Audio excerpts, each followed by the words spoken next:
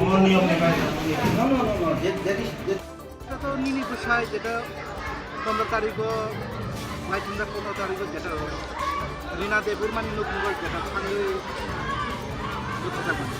ও বিষয়টা নর সবাই পুলিশ নিয়ে আগর কয়বেলায় জাখা নর এফআইআর খাইজাকা তাবু তিনি একটা নি হাই জরাও রম জাখা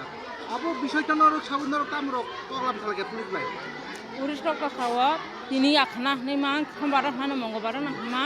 এই কচন তিনি তলাশ নি সাজাক তিনি ফাইসিং পাইকা जों पामे करबो बर একটা ডেটা রগরি রহকা রম খানি সৌতা গে সাওই তাকসিনকা তাম বম থেকে जों ফোন একে সামনে মানে আবতিনি ও করে কোট দাইরে রহকা তাবুলর কলকে থানো খালে মানে ও কামনি বাগে খাবে ও রিপোর্ট নাইনান বাগে বরক जों আইগে ফাইকে বরক তাবু সকায় কোন जों বন সিংগাওই जों খাইতা দাবো এমনি মুখ নর মুখাও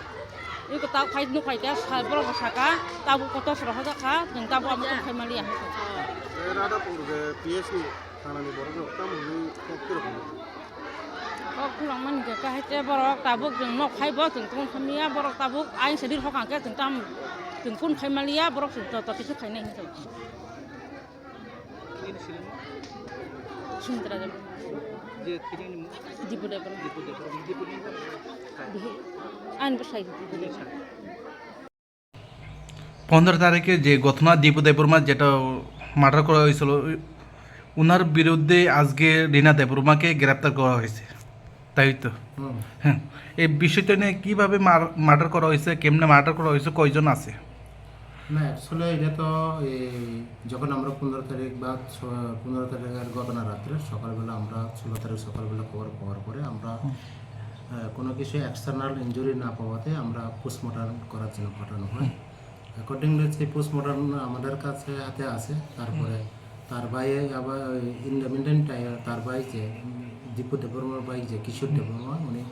রিনা দেববর্মার বিরুদ্ধে একটা এফআইআর করি সেই অনুসারে আমরা একটা 302 মানে মার্ডার কেসের একটা কেস নেওয়া হয় তারপরে আমরা সেই কেস অনুসারে আমরা তারপরে রিনা দেববর্মাকে আমরা ডিটেইন করি তারপরে আমরা আন্ডার ইনভেস্টিগেশন যেটা 15 তারিখে ঘটনাটা যেটা মার্ডার করা হয়েছিল কেন অত দেরি হয়েছে স্যার না এটা অ্যাকচুয়ালি যেহেতু এখানে এক্সটার্নাল ইনজুরি কোনো কিছু পাওয়া যায়নি যার কারণে আমরা এটা পিএম এর জন্য অপেক্ষা করছি পিএম রিপোর্টের পরে ভিত্তি করে আমরা সেটা তদন্ত আগে আসছি